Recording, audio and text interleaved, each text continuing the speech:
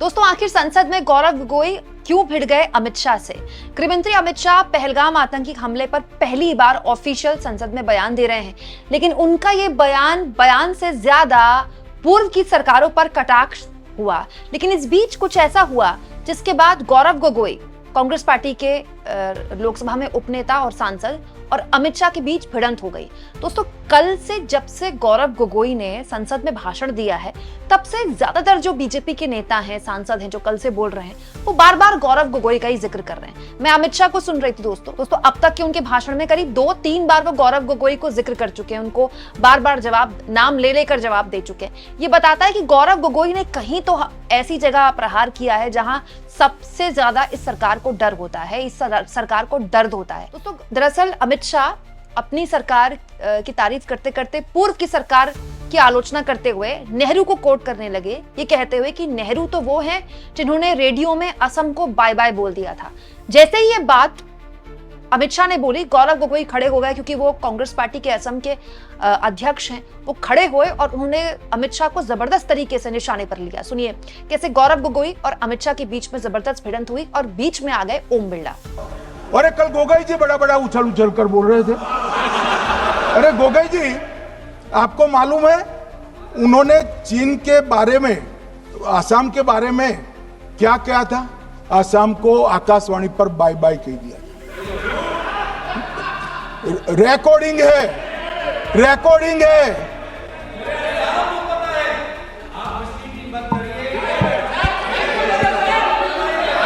मान्यवर, मैं भी सहमत हूं, पूरे असम को पता है। मान्यवर,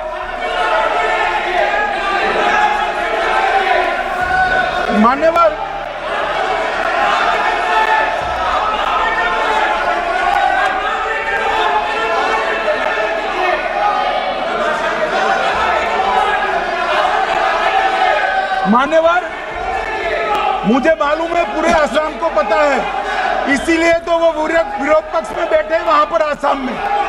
पूरे असम को पता है। और मान्यवर,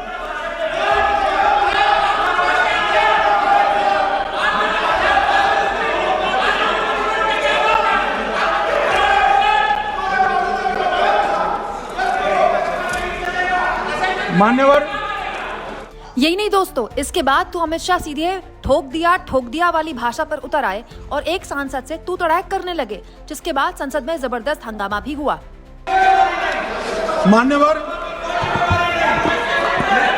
मान्यवर, इन लोगों को कल ऐसा था कि ये जो बहसरन के गुनहगार है वो पाकिस्तान भाग गए, तो बड़े आवाज से पूछते थे, भाग गए, गृह मंत्री क्या करता है, जिम्मेदारी ले।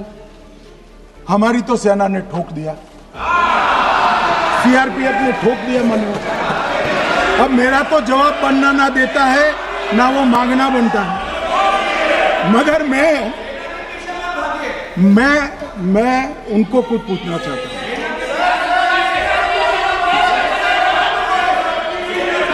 मान्यवर,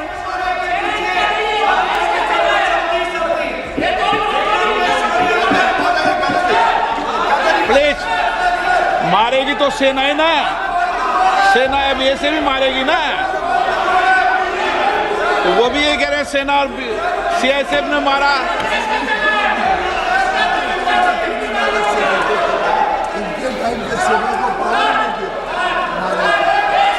मान्यवर, ये कहते हैं, साहब इसको बिठाओ जरा।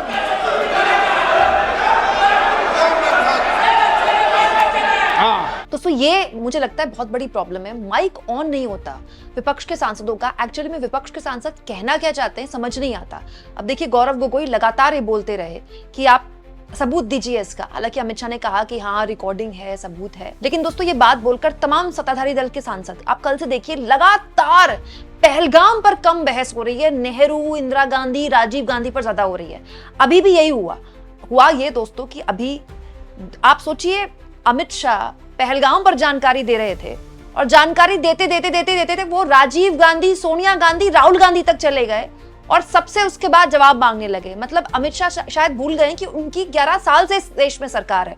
सुनिए कैसे नेहरू, राजीव गांधी, सोनिया गांधी, राहुल गांधी सबसे सवाल पूछ रहे थे अमित शाह, लेकिन इस सवाल का जवाब नहीं दिया कि चलिए पहलगाम आतंकी हमले में शामिल आतंकियों को मार गिराया गया, राहत की बात है, लेकिन ये सुरक्षा की चूक किसकी जिम्मेदारी थी? गृहमंत्री इसके लिए जिम्मेदार है कि नहीं है? इस सवाल का जवाब नहीं दिया अमित शाह ने, लेकिन नेहरू से लेकर राहुल गांधी सबको निशाने पर ले लिया। मान्यवर में selected works of Jawaharlal Nehru series volume 29 पृष्ठ 231 पर से एक जवाहरलाल नेहरू जी के पत्र को कोट करना चाहता हूं। अनौपचारिक रूप से संयुक्त राज्य अमेरिका ने यह सुझाव दिया कि चीन को संयुक्त राष्ट्र में तो ले लिया जाए, मगर सुरक्षा परिषद को नहीं। सुरक्षा परिषद में भारत को लेना चाहिए, यह अमेरिका का प्रस्ताव था। नेहरू जी ने कहा हम इसे स्वीकार नहीं करते क्योंकि इससे चीन के साथ हमारे संबंध खराब होंगे और चीन जैसे महान देश को बुरा लगेगा। मान्यवर, आज चीन सुरक्षा परिषद में है और भारत बाहर है। मोदी जी प्रयास करें अंदर ले जाने का, इसका कारण जवाहरलाल नेहरू का ये स्टैंड है।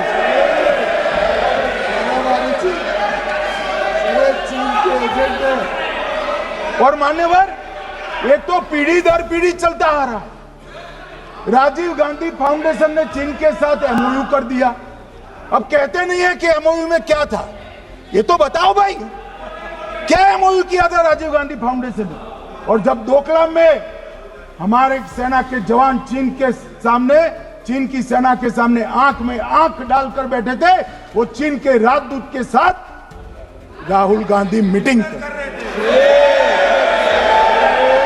ये मान्यवर ऐसा नहीं है। जवाहरलाल नेहरू, सोनिया गांधी, राहुल गांधी, तीन पीढ़ी तक के चीन का प्रेम उतरता जा रहा है। मान्यवर,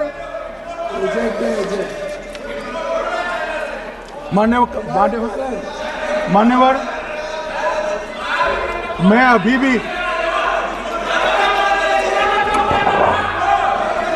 भी एक बात इस महान सदन के माध्यम से देश की जनता को कहना चाहता हूं, जो मेरी मान्यता है। ये सारी आतंकवाद की जड़ पाकिस्तान है और पाकिस्तान कांग्रेस पार्टी की भूल है। पार्टीशन स्वीकार न करते पाकिस्तान कभी न होता। इन्होंने पार्टीशन को स्वीकार कर देश को तोड़ा है।